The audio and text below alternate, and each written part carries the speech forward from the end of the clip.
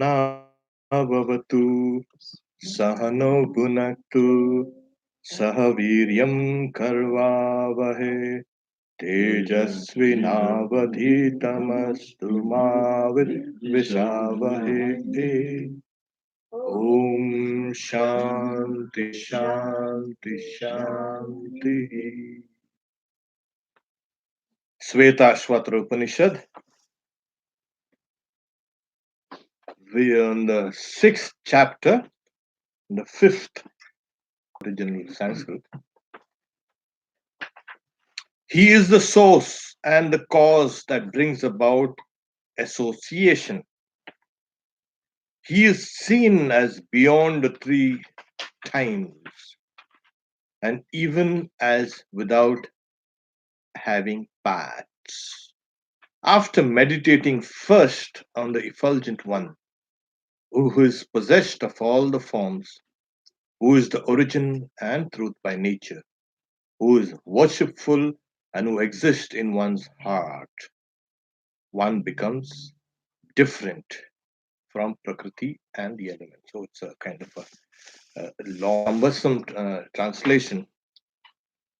So, Adi Sasanyoga Nimitta Hetu Parastrikalam Kalopi Drishtaha Tam Vishwarupam Bhavabhutamidhyam Devam Swachitastha Upasya Purvam. So it's a first it's the supreme reality is being described,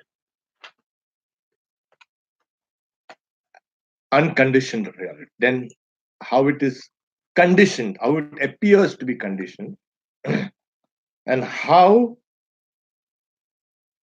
the yogi or the aspirant has to meditate, and what are the results of the meditation.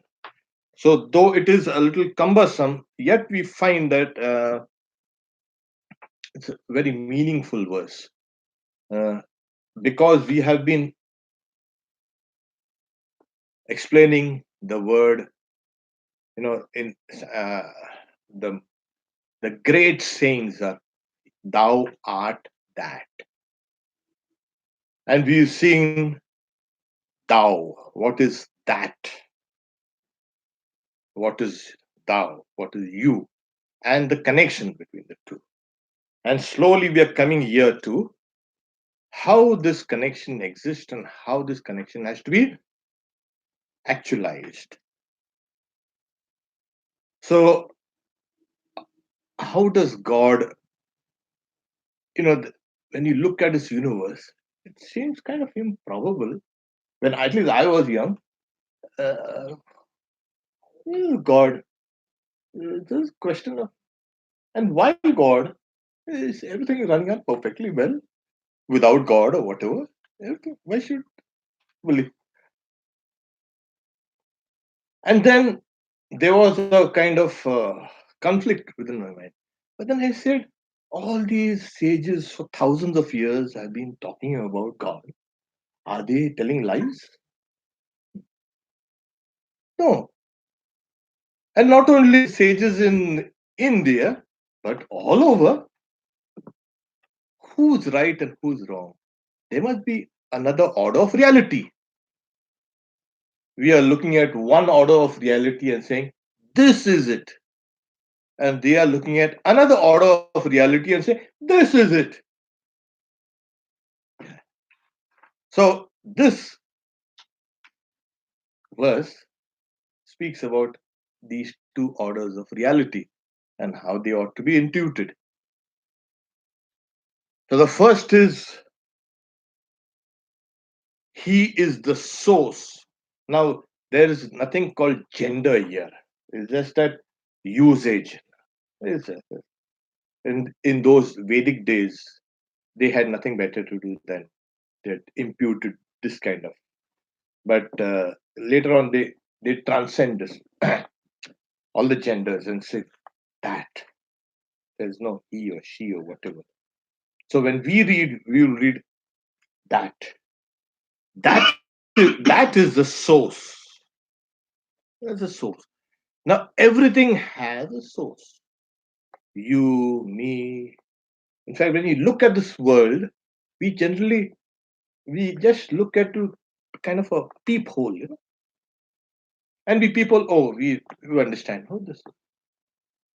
Suppose we look at the world through a window, then the perception is much more clearer.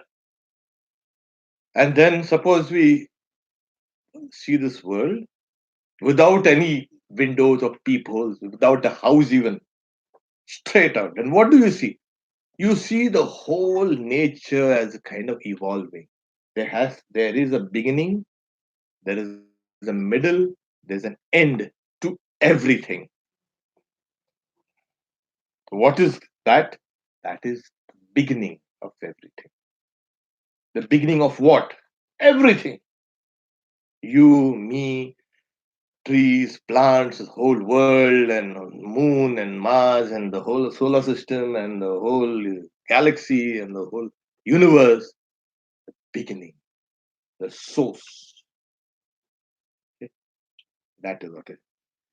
And then what happens when we see this universe? We also see and the cause that brings about association. Now, what is the cause that brings?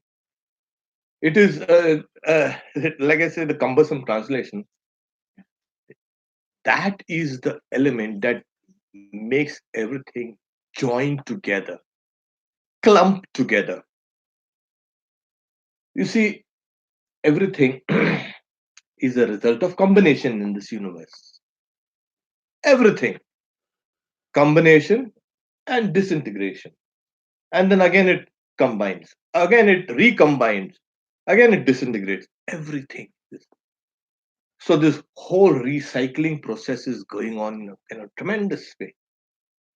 So what brings the hydrogen and oxygen atom together and makes it like H2 and O, two hydrogen, two and one?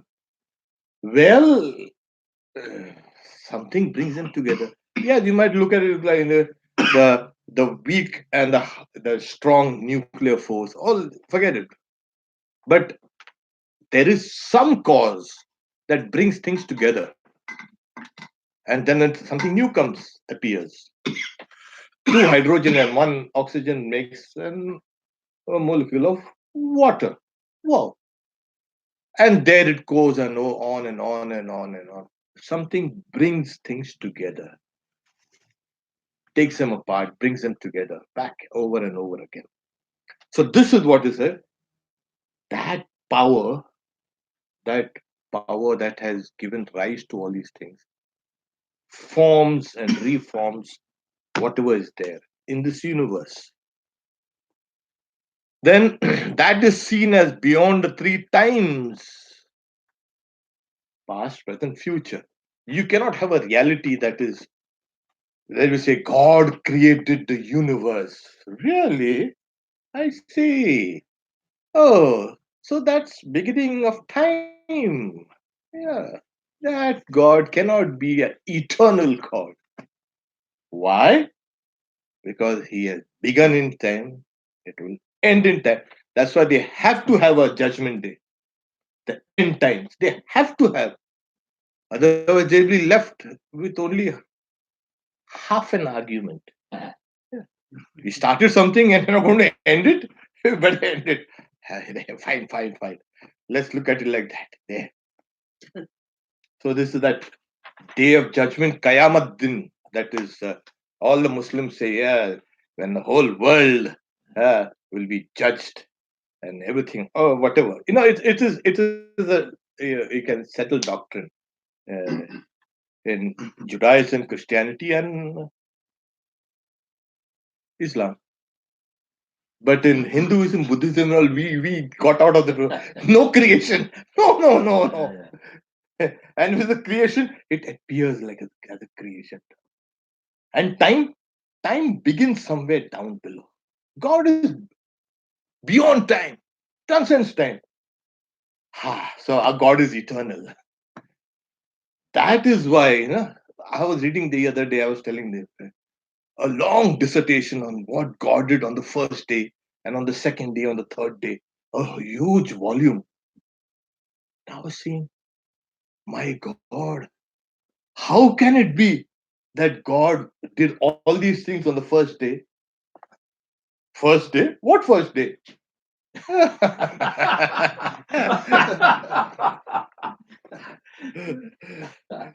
So, and that's why this and reality has to transcend time. It cannot be delimited by time. Otherwise, you will have a reality that is subject to time. And here it speaks about in the previous in the previous verse we did. He brought everything together and also brought in time and the elements of nature and the qualities of the mind and everything. He kind of mixed it up and dished it out to us. Here you are. Take it. Here's your apple pie. Eat it. And so, what about this heaven and interspace and earth and all these other? Okay, uh, where does God live? Here, he doesn't. He that doesn't have any parts. It's not limited by anything. The moment you put God has got a long beard, there you've given him on one part. Why should God have a beard, a long beard? Why not a short beard? But a long beard, wise. Hey, God has parts. Why should God have a brain then? Ah, oh no. Here they say God does not have any parts. He does not have any brains. He doesn't have a beard. Because you're going to get yourself into trouble. You're going to ask, what is God doing when he can't see all this around? Yeah. Then I think he doesn't have the brains to do what, or maybe he's lost control of everything, whatever.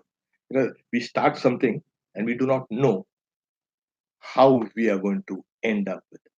Like a big talk about invasive species. We moved around all over the world. We took plants or animals or whatever, rats and insects from this place to that place. And the endemic, you can say, the local species were all wiped out because it was invasive. We didn't realize what we are doing. We thought we were doing some good, ended up bad. And like GM, genetically modified, we don't know. We want excess food production, but we don't know how it's going to affect all those who eat that. Yeah, there was a time when these kind of allergies weren't present 100 years ago, 50 years ago. Now there's a huge rise of this. I want to eat this. I want to eat that. I want to eat this. We kind of we do not know what we have started. So God is without any parts. It does not limitation. This. The moment you have a person, you have to place that person in a particular time and in a particular place. You cannot have a person without time or without place, not being yoked to that person. This table and chairs and all these things have to be referred in time and in place. Otherwise, you won't have that particular. The moment you have a part, you'll have to have the time and you have to have the space. So thank God it's just one now. Time space is one. Thank God. Thanks to Einstein. So he made things a little more simpler for us. So here he's saying, then what? He's saying Upasya Purvama. After meditating first on the effulgent one, Devam. That Deva is that effulgence, that shining one. You've got to meditate on that effulgent one. Where? In one's own heart. Towards the end is said, that exists in one's heart. So the qualifications or the qualities of that effulgence or that effulgent one, is it is possessed of all forms. Tam Vishwarupam, that is possessed of all forms. There's this effulgent one that is multiform. Okay. And that is origin and truth by nature, who is worshipful there. So we are meditating on that effulgent one. We are told to meditate on Shri Ram Krishna. Shri Ram Krishna can, oh, that's a picture of Shri Ram Krishna. I meditate on that. Yeah. You start with that and you don't continue with that. Somehow that picture has to be thought of as living, smiling, blissful, and as if drawing you to him. Sri Ramakrishna, as you meditate on Sri Ramakrishna, and then what is that? That Sri Ramakrishna is effulgent in my heart, and that luminosity is dispelling all the darkness. So what happens? My meditation becomes kind of a dynamic process of interacting with reality. Meditation is always like that. This is something I'm meditating on, some kind of dry meditation. What's this? What kind of meditation is this? Yeah. So we keep on meditating on that form. So when the Guru tells you meditate on the form as luminous, blissful, living, smiling, loving, there. So these are the qualifications that the same the sage is giving us. That effulgent one, whom we are supposed to meditate in our own heart, is possessed of all forms, who is the origin and truth by nature, and who is worshipful. There it is, page 185. There. And here it is. So when I am meditating on that effulgence, that reality within me, I have to keep in mind this. It's like when I'm repeating God's name, I also remember the meaning of that. Otherwise, it's just a mechanical repetition. You have some benefits out of that, but if you try to recollect what the meaning of those words are, then my repetition becomes extremely powerful. That is what this is saying. So as I'm meditating, I'm recalling all these qualities of that reality. And then in towards the end, he's saying, "Hmm, exists within one's own heart." Yeah, the tremendous swachittastham. It is it is within one's own heart. And here the commentator talks about, so chitta is actually generally its location is here, and that's the reason why we have this idea. The yeah, it is within that chitta, within that all collective memories and everything that you have is the chitta, and it is there within that worshipful idiom. And uh, the results, yeah, the next verse number 6, page 186. Mm, it starts with the text points at that again.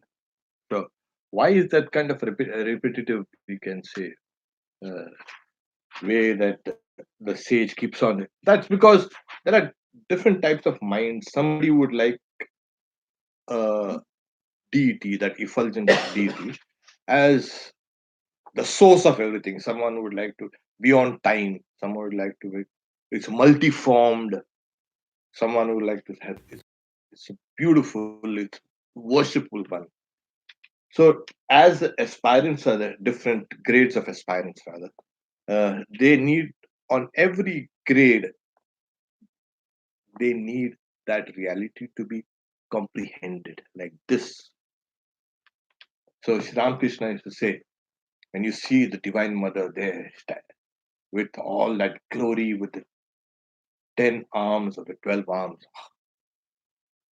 and then, hmm, and then as you keep on approaching the Divine Mother, then you find the Divine Mother with 4 arms.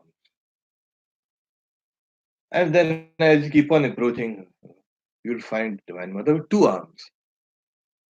And then the more you approach, that majesty and that power, everything is been diminished. You will find God as Gopala, as a baby Krishna. Like as if I got to take care of this. It happened in the life of Sri Ram Krishna, in the happened life of Rama and Krishna. Oh, the mothers knew who this child is. God born as a human. But yet that maternal instinct is so strong they want to keep it, take it care of it and that. How can you go to take care of me? I'm a god. I'm God. But yeah, devotion brings, rather melts away all barriers. There's one incident in Holy Mother's life. So one disciple, he saw Holy Mother with 4 arms, and said, "Mother, you have 4 arms." So she smiled and she turned and she started walking away. She's like, "You still see me? Still see all my 4 arms?" So the guy was, that disciple was like stunned. Everybody's seeing mother with 2 arms as usual. What, you have a mother with 2 arms? And then by mother's grace, the disciple said, 4 arms. Oh, there you are. Mother had she kind of she now and then she just pulled back the veil, and people saw her as Kali, as Saraswati, and Lakshmi, Jagadhatri. So till that time the veil is not pulled, we'll need to think of reality not as Sat and Chit and Ananda, the existence, knowledge, bliss, which is beyond all qualities. These are, of course, qualities. Is knowledge. There is another that same reality beyond all qualities, which is called not this, not this, not this. And even lower down, we want a reality which can be understood by humans in human language. That's why this verse is he, or we'll read that because of whom this phenomenal world revolves is, above all, that takes the form of the tree of the world and time. And that is different. Knowing the source of virtue, the destroyer of sin, the Lord of divine powers, and so on, as existing in the intellect and as the immortal support of the universe. There, one becomes different from Prakriti, and that is becomes different in the sense of what does Sankhya philosophy say? You suddenly find you have not been part of Prakriti. It's called isolation, Kaivalya. Suddenly. Prakriti was something what was moving around, throwing all those pictures on the mirror of my soul, and I thought I was nature bought a red rose, and I kept on thinking I am a red rose, and then nature brought out a blue rose. And I say, I'm a blue rose. But then I said, my God, that's nature and this is me. There is no connection whatsoever. How come I was thinking I'm a red rose and a blue rose and all that? It's kind of a dream. You wake up. Oh, I was a soul. I am the soul. I will be the soul forever. And nature laughs. Yes, you got it. She goes back and says, I have been egging you on. That's nature's work, pushing. That's why the Sankhya philosophers say that what's the nature of this? It's not something that's harmful, is delusive, it is not bad. It is leading you towards reality. Don't be so, you can so critical about nature. She's beautiful, is she? How you created all this. So that because of which this phenomenal world revolves. Wow. Yasmat prapancha parivartayet. Now everything revolves in the sense it's not a rotation and revolution of this universe that you're talking about. It could mean that also, but it is also the, you can say, everything moves according to this. There is a first cause or the first mover, as Aristotle would have said. The first mover keeps on moving all things. So, because everything in this world is not static, nothing is static. We get a feeling everything is still. Say, I want peace, still your mind. How can you still your mind? The mind is whirling. Like we are sitting here and the whole earth is moving around at breakneck speed, going around, revolving around the sun, and also rotating, and the whole thing that's around the solar system is rotating around something else and something else and something else. Everything is, but we are still. What makes you think we are revolving or rotating around things? We are still. No, that's a wrong perception. We don't even know that we are moving through space at this kind of whatever speed. so, so that's what he say. Because of whom this phenomenal world revolves, everything is. So even the you can say uh, cloud of, you can say, subatomic particles around a nucleus, that also is a kind of, is jumping out, jumping down, jumping up, jumping down, jumping this place and that place. Everything from the micro to the macro is in a state of movement. There is nothing which is still. That's why, let's say, now who does all this? That reality does. So it is moving. It is moving this way because of whom this phenomenal world revolves. Is above all that takes the form of the tree. It is beyond all forms of movement. Then say, and takes the form of the tree. What tree? Yeah, this is an old, you can say, illustration found in the Vedas, in the Kathopanishad, and even the Bhagavad Gita. The tree with its roots up and trunk shooting down below and with branches on there. It's called Urdhva Mula. Urdhva is up and the roots are up. We generally see a tree what here. You cannot have a tree with the roots up. We have some species of trees which have their roots out. But this is the tree of the world, Urdhva Mula, adashakam, esha ashwata sanatana. So this is that tree. Its branches are the Vedas, its leaves are the leaves are the Vedas, the branches are the, you can say, karma, and the fruits and you can say flowers are the results of work. And we are like those small birds on that tree, the individual souls, the whole tree coming down from that source. That is Tadeva Shukram, Tad Brahma. That is pure.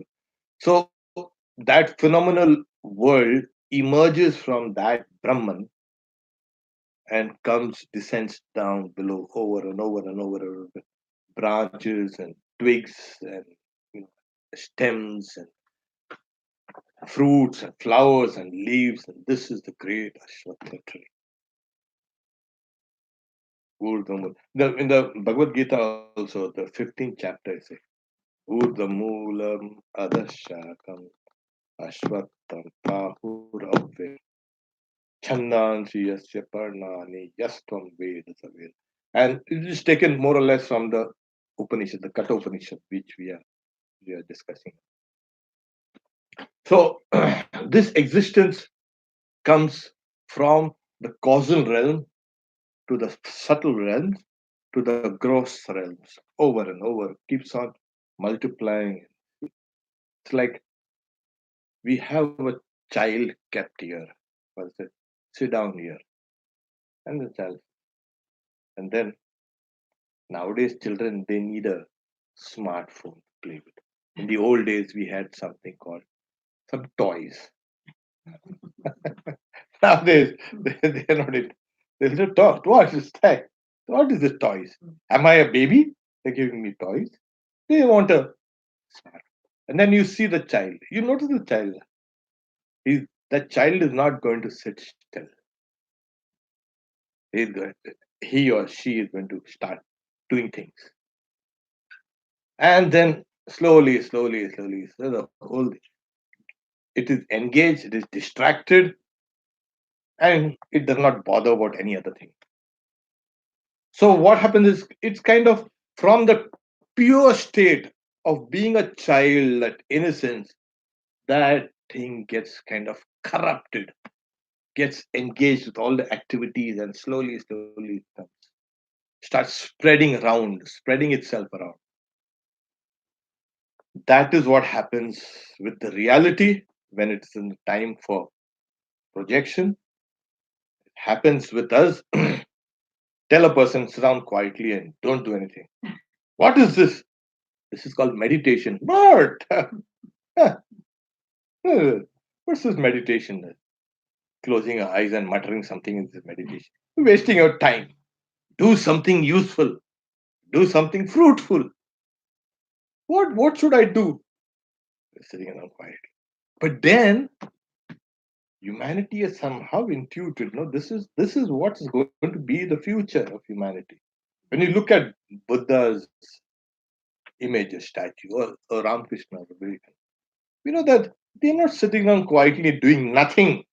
There's something going on there. What's that? Yeah, you'll see that peace and quiet. This is an ideal state where consciousness has disengaged itself from the objects and it is now in its pure form. When it is not in its pure form, it becomes kind of diluted or muddied. That same water which comes from the Ganga, down, it's so pure and so fine. And then by the time it reaches down the shore, it is muddied and dirtied and polluted. There you go. What happened?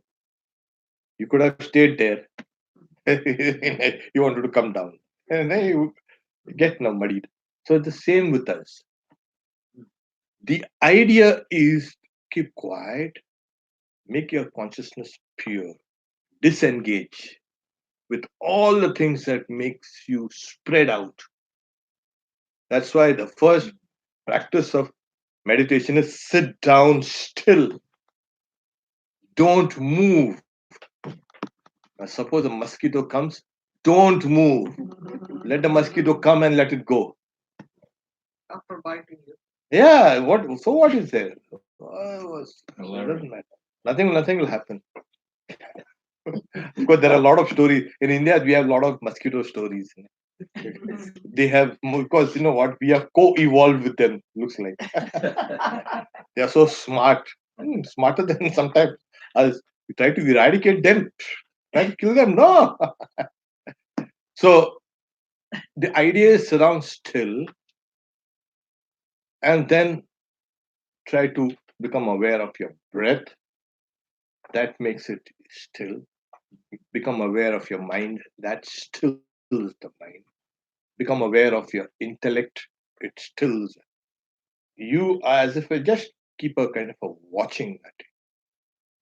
It's like a dog is running about, and then you keep watching the dog. See what happens. The dog intermittently will turn and look at you staring at it. Then after a while, that awareness within that dog will keep on increasing.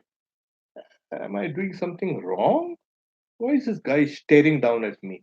It will keep on withdrawing its activities. It will become careful, it will become self conscious. And slowly. So, observation, just observation itself is enough to withdraw all activities. So, that's pratyahara. They pull back. And after that, then once you become still and quiet, then you find, oh my God, there's so much joy and there's so much happiness within me. What was I doing wrong then? Then you say, oh, I was searching for happiness. Oh, yes, you were searching for happiness. Why? You forgot it. It's like that in the Indian scriptures and the literature, you find the musk deer. There's a musk in its navel, and it gets, oh, beautiful. And it keeps on running about. Where this, there's a musk, smell of musk. It doesn't realize that it's from its own belly. So similarly, we are searching for that bliss and we fail to understand it's within us and we are running about. Yeah, yeah, yeah, yeah, yeah, yeah. Once we understand it, then we come back. So this is a tree of the world, they say. That is different. uh, Knowing the source of virtue, the destroyer, knowing the source of virtue, the destroyer of sin, the Lord of divine powers, there. The source is the source. Yeah, it definitely is the source of everything. The source of what? Now, when you're meditating, better meditate on Shri Krishna as something like, yeah, uh, as virtue. Why? Because we generally, when we meditate on a particular thing, we tend to become that thing. Suppose you day and night, so Shri Krishna say, day and night you think about sin, sin, sin, sin, sin, sin and sin and sin, you will become a sinner. Stop it, he say. Tell yourself that you are pure, you are God's child. How can I be a sinner? What is sin to me? So if you eat radish, you'll belch radish. So when you meditate on purity, on love, these qualities reflect in you. If you meditate on darkness, on crime and sin and corruption, you're going to be like that. In fact, you become like that because you're thinking about that. Yeah. Because the mind is extremely powerful in holding on to a particular thing and getting colored. Like Shri Ramakrishna uses the example. There's a person goes to the laundry man. Uh, there we have they wash the clothes and then dye them. So he's got a tub of dye And a person comes, what color do you want your cloth to be? Red. Dips in it. Here's your red cloth. Another person comes, I want blue. He dips the cloth in the same tub and here's a blue. And then the green, all this. Another bystander is saying, what? How do you do this? So he also gives, what color should I dye your cloth with? Dye the cloth with the color that's in the tub. Then the laundryman, oh, this is a clever guy. So our mind takes on the color that we want. It, dip it in this, it comes off. You dip it in this, keep on dipping. So mind is like the white cloth. Be careful where you will dip it in. So if you dip it in Sri Ramakrishna, ha. So that's the idea. It becomes pure. So that's why he's saying, as virtue, there's a source of virtue, the destroyer of sin, the Lord of divine powers. Bhaga, Bhaga Esham.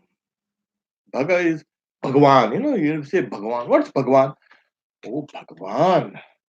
Bhagwan is the person that possesses the Bhaga, the qualities. What are the qualities? That reality, that embodiment knows the past, present, and future of all living beings. It knows when that person is born, going to die, how much knowledge that person has, how much ignorance that person has, how much desire the person has, when it's going to all end. In Sri Ramakrishna's life, and even in later in the life of other direct disciples, oh no, you have one more lifetime. No, I don't want a lifetime. Oh no, I don't want it. And then okay, fine. They know that he has another lifetime to pass through. So maybe he's got a few more lifetimes. Who Mother was very clear. You don't have to bother about it. You have come here, that's your last birth. Yeah, but coming to Divine Mother was a different thing. But it's not that when she was in a physical form, people went to her and they got liberation. But what about now? What about us? No, it's the same now. Also. If you can understand the Divine Mother has come as this, she will free you. Simple. It's just this knowledge itself is enough for us to. She is that Kali. She has come in this form. That is liberation. You don't have to do anything. So the that reality, when it embodies, has all these qualities. It knows the past and present and future of not only it's her disciples, but of everyone, everyone. And how much knowledge, how much ignorance, and there is something called the virtue and the knowledge, and you can say majesty and the detachment. All these are qualities of Bhagwan. Nowadays, oh, the Mr. Bhagwan, and so he's a Bhagwan, so and so, Bhagwan, this and what is it? It's kind of become current everywhere. The technical meaning of Bhagwan is one who has divine qualities. And what qualities? These kind of qualities in excess: love and detachment and knowledge and virtue and majesty and all these things. So the sage continues there, as existing in the intellect and as the immortal support of the universe. Wow. So in the intellect, existing in the intellect, as a Dhyayatiya Leelayati, it thinks as it were and shakes as it were, the Upanishad says. Why does it reside in the intellect? That, according to Vedanta, Advaita Vedanta, is the individual soul. Where is the individual soul? We're searching. It's there. It shines in the intellect, as it was existing in the intellect. So you say, as existing in the intellect, there it is. That's the individual soul. Yeah. the, Not the heart. the intelligence itself is there, exists in that. That's the same thing. Heart. Yeah. The core of it. So it's better than to have that reality existing in the intellect or the heart or the intelligence than in gross matter or in a brain. Oh, where does your soul exist? In my brain. Oh, it's dull dead matter. It's better to have in the intelligence. So that's why they say, hey, and that's the immortal support of the universe. There's enough. The whole thing is propped up. Saying then, who can live a moment? Who can breathe a moment if this reality is not filling our hearts? Ko he vasya pranat yadi heva akasha anandan nasyat. This is in the Taittiriya Upanishad. It's a tremendous, you can say. God, as it were, is holding us up. Otherwise, we'll simply shatter into pieces. Holds us, not only us, everything together, and this universe. There, it's an immortal support of the universe. And once we understand it, that Lord is my support. And I have taken that Lord as my support. Think of it. So I have to search my own roots. Where are my roots? It's in the Lord. Where's my immortality? In the Lord. Where's my intelligence? In the Lord. Where is my existence? In the Lord. Here you keep on going in and finally you find one becomes different from that is one becomes detached from all the modifications of nature. So we stop here and we take these questions. Lars, you said you become what you want. Hmm. It seems that most people don't know what they want, or they wouldn't be searching here, there, and